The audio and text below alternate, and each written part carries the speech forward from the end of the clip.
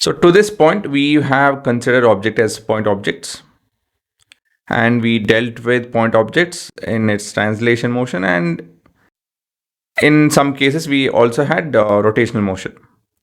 Now we are not considering object as point objects. Rather, we are considering the actual objects. We are considering the objects in their proper shape and size. Okay, anything like this, it's not considered as a point object anymore. We'll consider this object as this. So if I apply a force, say over here, the effect is not the same as applying it over here. It's not the same as applying it over here. So they have different effects. It leads to rotation, right?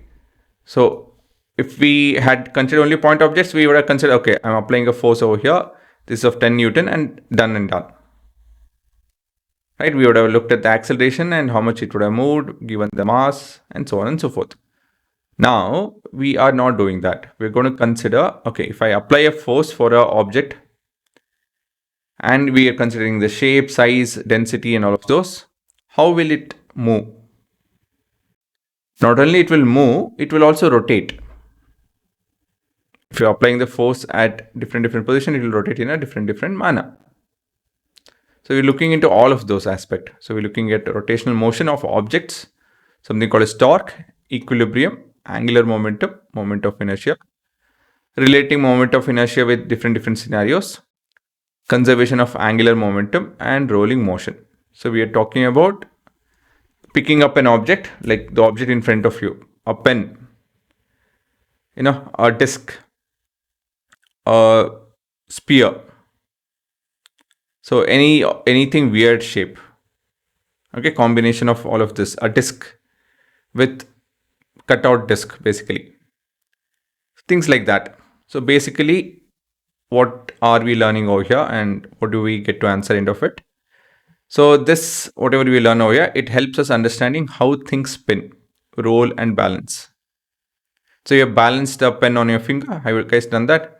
Balanced the book, balanced the spinning basketball, right?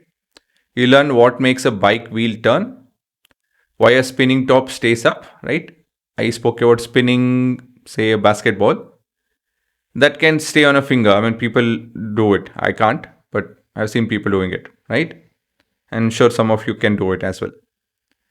So it's easier to keep a spinning ball on your fingertip rather than just making it stand, So why is it so? And how engineering build stable structure? So there are few videos out there quite some time back wherein they built bridges, but they collapsed because of bad engineering. Of course, we have built bridges collapsing because of bad material usage. So that's different. I'm talking about bridges which fall off because of bad engineering, structural engineering, and so on and so forth. So we covering the physics physics of all motion that isn't just a straight line motion, basically. And as usual, things that we need to know is, in this case, coordinate geometry is something that you guys have to be familiar with. Of course, vectors, limit derivatives, and all the things that you have learned till now. As in, till this chapter, all the previous chapter has to be known.